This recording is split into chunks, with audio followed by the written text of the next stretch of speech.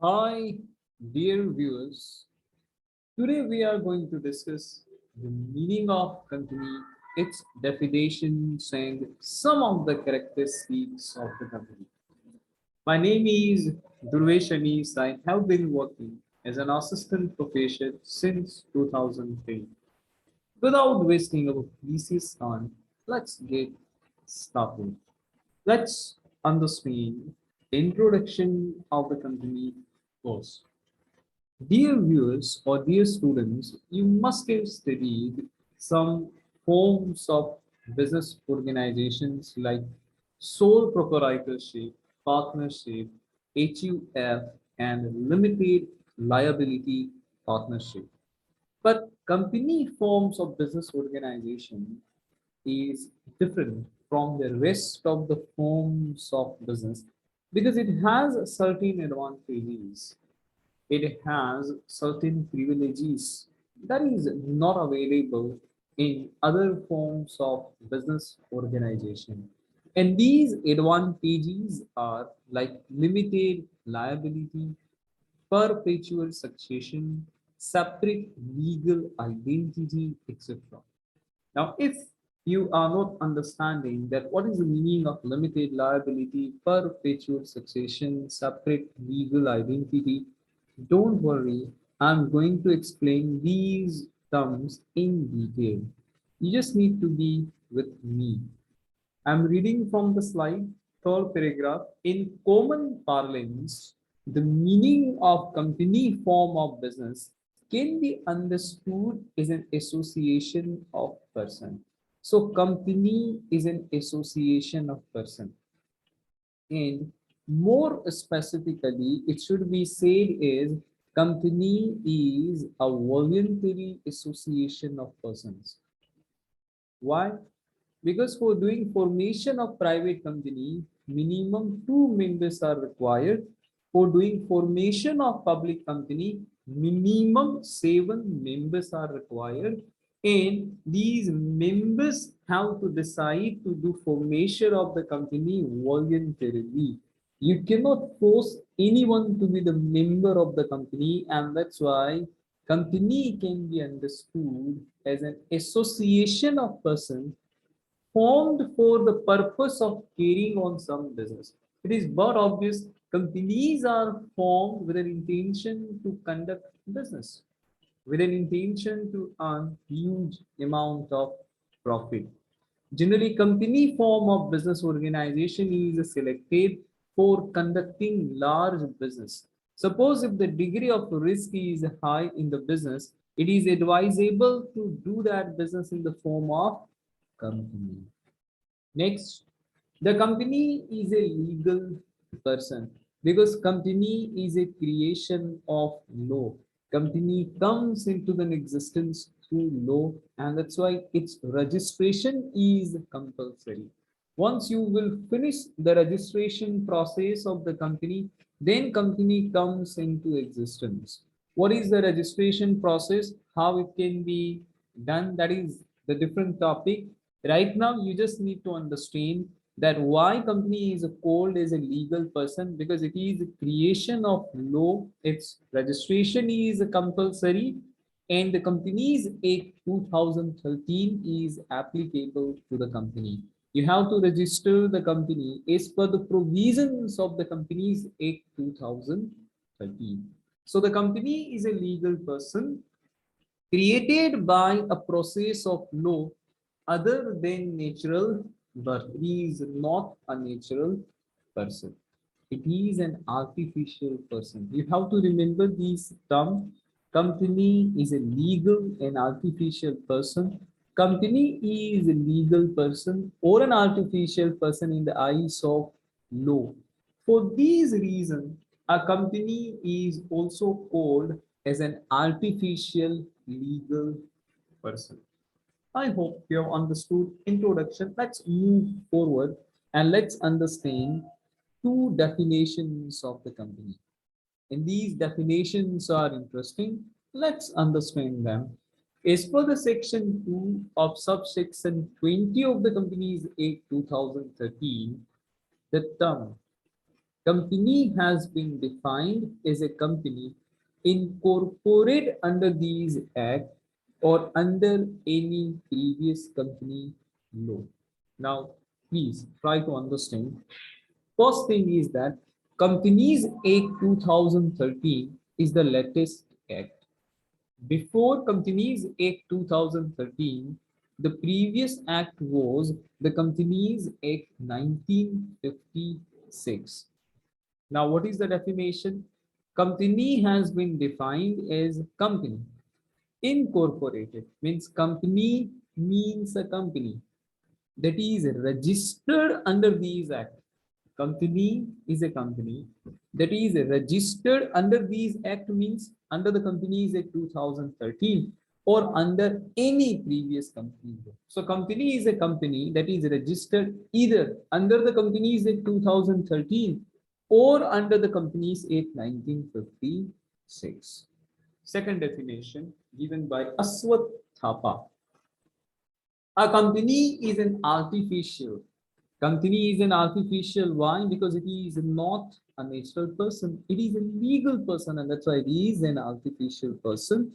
And that's why company is invisible, intangible. You cannot see any company. You cannot touch any company. Company is invisible, intangible. It is just recognized by the law because it is creation of law, and it is created for which purpose? It is created for conducting business. It is created for earning profit. It is created to achieve business objectives. So definitions of the company must be clear to you. If you have any doubt, any query, you can ask your query or doubt through comments. Let's move forward and let's discuss some characteristics or features of the company. The first is company is an artificial person. I'm reading from the slide. A company is a legally separate from its owners because company has its own identity. The identity of the owners and identity of the company are separate. It is a legal person, and that's why company can remain continue even though members are changing. Please try to understand. Company's existence is not dependent upon its members, and it continues to exist even though its ownership changes several times. So members may come and go. The companies would go on. Being a legal person, a company can own property, company can buy property on its own name because on paper, company is a legal person, company has its own identity, company can take legal action, company can sue, company can be sued, and company can enter into contract on its own name. But though company is a legal person, it does not mean that company has a citizenship. Company has a nationality. Suppose if company is registered in India, it has a nationality that it is an Indian company, but it does not mean that company has a citizenship because company is not a natural person. It is not treated as a citizen either under the Article 19 of the Constitution of India or under the Indian Citizenship Act.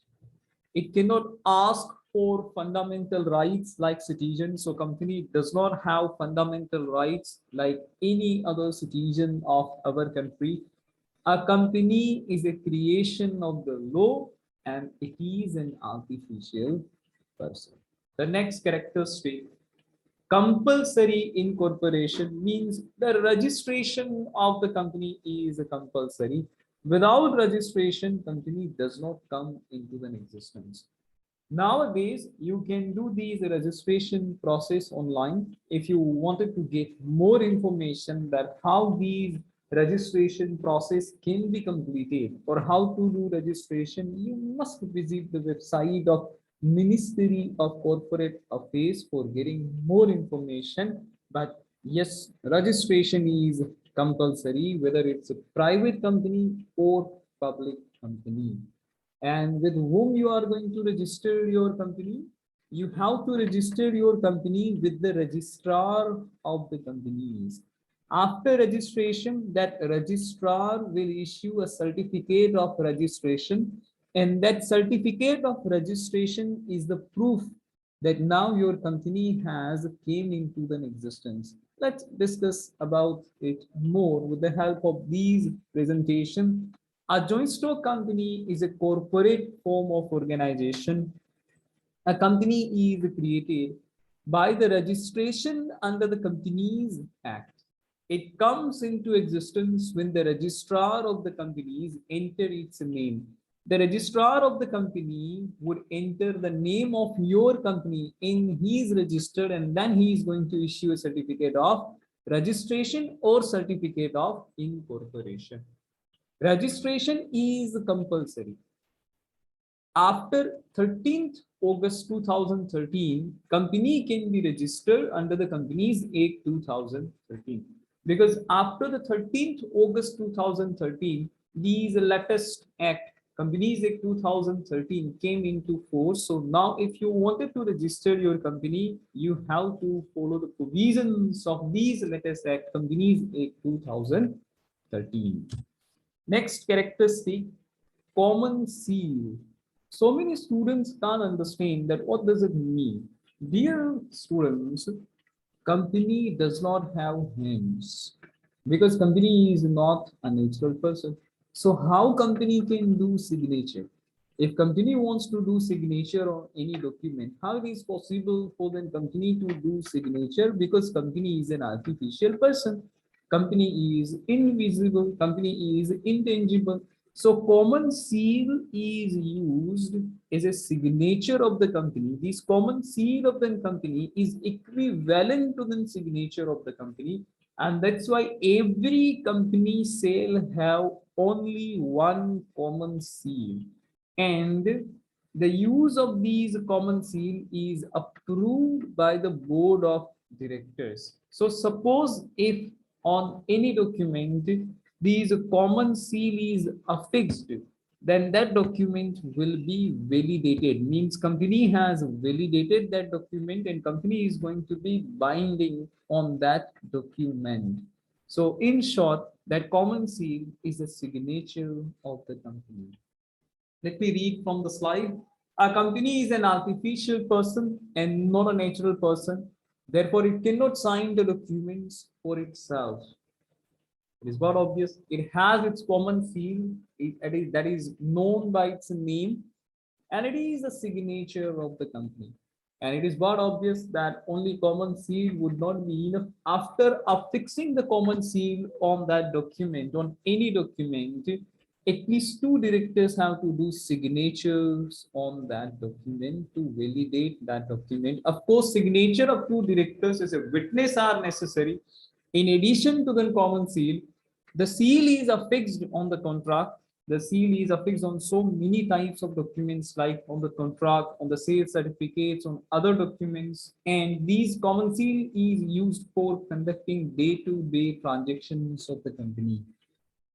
So, dear viewers, I'm going to cover some other characteristics of the company in the next video, in the next part. I hope that you would like to give me response, and I'm going to get a good response, overwhelming response from your side. I'm thinking to record the video on the various topics of the various subjects of the management and commerce discipline. But for that, I need your cooperation. I need to get a positive response from your side. With these expectation that I will be getting overwhelming response from your side, I'm ending these video, and very soon I'm going to upload the next part of these topic. Thank you for watching these video. I will wait for your comments.